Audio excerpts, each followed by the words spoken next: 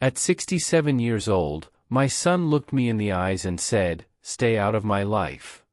After decades of double shifts, back pain, and quietly paying bills he never even knew about, that sentence hit harder than anything I'd survived before. And the worst part? He said it right when I needed my son the most. What he didn't realize was, that night, I finally decided to stop protecting him from the life I'd been carrying for years. Before we go any further, if this story hits close to home, take a second to like the video and tell me in the comments where you're watching from. I read every single one. Now let me tell you how it happened. Because that sentence didn't come out of nowhere. Not really. My name's Richard. 67 years old. Retired truck mechanic. Divorced once in my 30s. Widowed in my 60s. And if you've lived long enough, you learn something people don't talk about much. A man can survive hard work. He can survive loss. He can survive loneliness. But disappointment from your own child? That kind of pain settles somewhere deeper.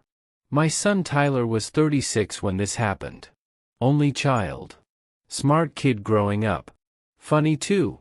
The kind that could make his mother laugh even during the years when money was tight and the fridge looked emptier than it should have. Back then, I'd work 10-hour shifts at the repair yard outside Columbus. Sometimes 12. Winter mornings before sunrise. Hands cracked from cold steel and engine grease. I still remember sitting in the truck during lunch breaks rubbing feeling back into my fingers before going back inside. But every Friday night, no matter how tired I was, I'd stop at the grocery store and bring home Tyler's favorite chocolate milk. Little things. That's fatherhood for most men my age. Nobody applauds it. Nobody notices. You just keep showing up. Even exhausted. Especially exhausted. After his mother Diane got sick in 2018, things changed. Cancer doesn't just take people. It rearranges entire families around fear. For 2 years our house smelled like medication, reheated soup, and hospital sanitizer. Tyler helped at first. Visited often. Took Diane to appointments when he could. And I remember thinking, I raised a good man. Then Diane died. And slowly, something in Tyler drifted away. Not all at once. That's the dangerous part. Distance happens quietly. Missed phone calls. Shorter visits.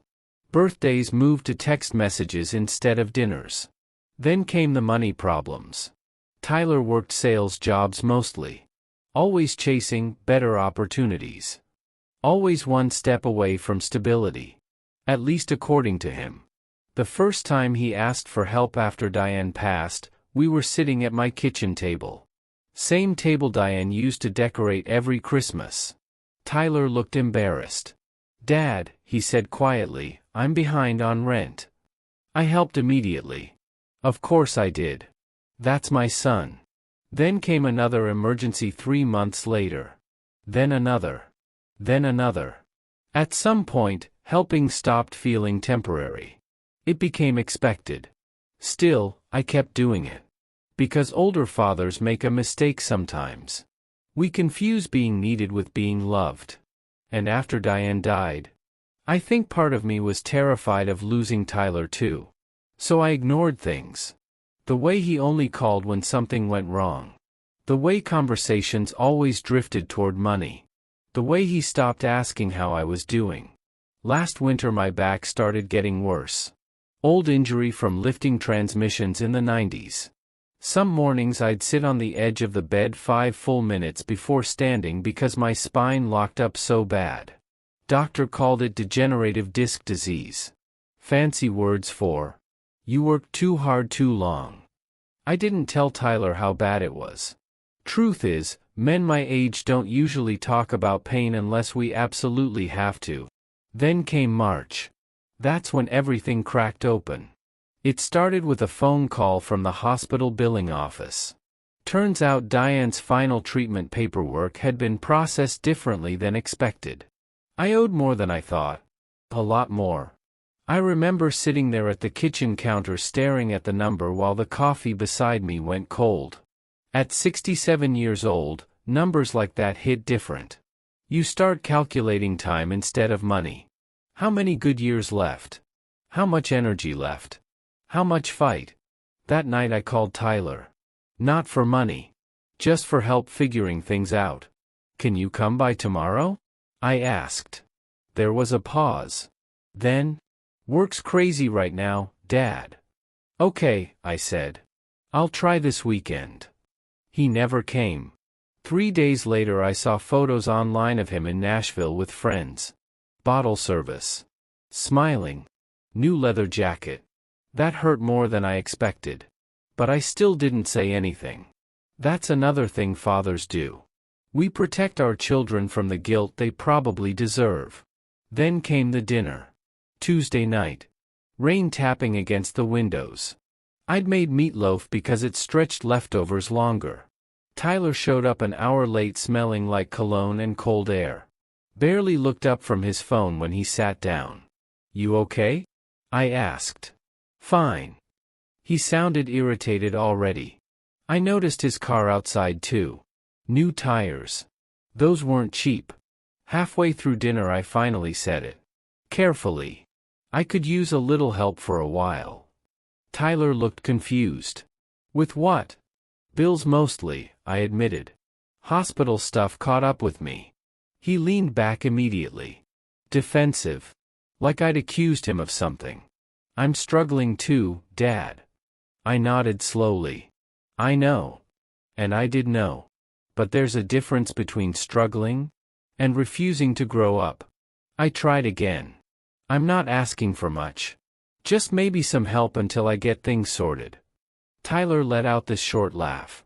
Not mean exactly. Worse. Dismissive. Dad, he said, I can't keep carrying your problems too. That sentence sat there between us like smoke. Carrying your problems. I almost reminded him about the years I carried his. The rent payments. The insurance. The credit card bailout last summer. The phone bill still connected to my account. But I didn't. Because I wanted him to choose decency on his own. Then he looked directly at me and said the sentence I still hear some nights. Honestly? You need to stay out of my life and let me live it. Silence. Just rain outside. The refrigerator humming. And my own heartbeat suddenly sounding louder than the room. I looked at my son sitting across from me in the house I spent 30 years paying for. And for the first time in my life, I realized he saw my sacrifices as obligations. Not love. Obligations. That changes something inside a father. I stood slowly because my back hurt too much to move fast. Tyler grabbed his keys. You're guilt-tripping me again, he muttered. I nodded once. No, I said quietly. I think I'm finally seeing things clearly. He shook his head. You always do this. Then he walked out. Door slammed. Taillights disappeared into the rain. And just like that, the house felt emptier than it had the day Diane died. I sat back down slowly at the kitchen table. Didn't cry. Men from my generation don't always cry right away. Sometimes we just go numb. I stared at the unpaid hospital envelope for a long time. Then I looked toward the hallway where Diane's old robe still hung on the hook behind the bedroom door. And I said something out loud I never thought I would. He's not coming back to help. Not because he couldn't. Because he didn't want to. That truth hurt worse than the money. The next morning I made coffee before sunrise and sat on the porch wrapped in Diane's old blanket. Cold Ohio wind. Birds barely starting up. And for the first time in years, I stopped making excuses for my son. That was the real turning point. Not anger. Clarity. I went inside, opened my banking app, and started looking through everything connected to Tyler. Car insurance. Phone bill. Streaming subscriptions. Emergency credit card. Little things that added up because fathers quietly absorb costs without talking about them. By noon, I started cutting them off. Not out of revenge. Out of survival. That's the difference. People think boundaries are cruel when older parents finally set them. But sometimes boundaries are the only thing keeping you afloat. Tyler noticed 3 days later. Of course he did. My phone rang around 8:30 at night. "Dad, why isn't my card working?" Straight to anger. No hello. I closed my eyes briefly before answering. Because I shut it off. Silence. Then, what the hell? I looked around the living room. Same recliner. Same lamp Diane picked out 15 years ago. Same family photos. But suddenly the room felt different. Like I'd finally stopped lying to myself inside it. "You told me to stay out of your life," I said calmly.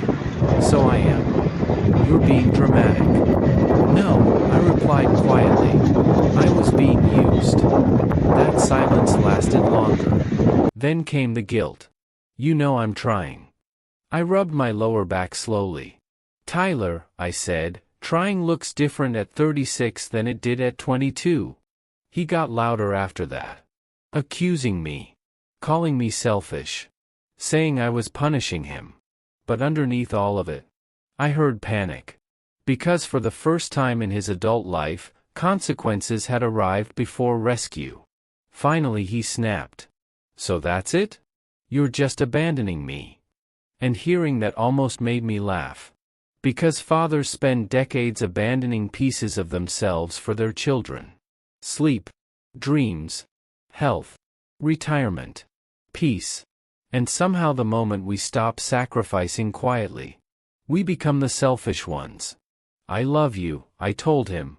Real silence then. "But I'm done carrying a grown man who refuses to carry himself." Then I hung up. Hardest thing I'd done in years. The next few weeks were rough. Tyler stopped calling. Stopped texting. Part of me kept checking my phone anyway. That doesn't stop just because your heart's been hurt. Then one afternoon in late April there was a knock at my door. I opened it and saw Tyler standing there. No expensive jacket. No attitude. Just tired. Really tired. For a second he looked like the little boy who used to wait by the window when I came home from work. "I got laid off," he admitted quietly. I didn't answer immediately. He looked down. "I didn't know how much you were covering," he said. That landed harder than any apology. Because it meant he'd finally looked. Really looked. At what fatherhood had cost me. He stepped inside slowly. Eyes moving around the house like he was seeing it differently. The old carpet. The worn recliner. The patched ceiling stain I never fixed after the leak. Evidence of a man who spent his life paying for everybody else first. Then Tyler looked at me and said something I'll probably remember the rest of my life. "I think I got so used to you saving me. I forgot you were getting older too." That one broke through. Not completely. But enough. We talked for hours that night. Really talked. About Diane. About fear. About money. About how easy it is for grown children to mistake silent sacrifice for endless strength. And before he left, Tyler stopped near the front door. "You still mad at me?" he asked. I thought about it honestly. Then shook my head. "No," I said. "But things have to change." He nodded slowly. "I know." And for the first time in a long time, I think he actually did. These days things are different. Not perfect. But real. Tyler calls more. Visits more. Pays his own bills now. Sometimes he even brings groceries without asking what we need. Small things. But older fathers notice small things. Because most of our lives were built out of them.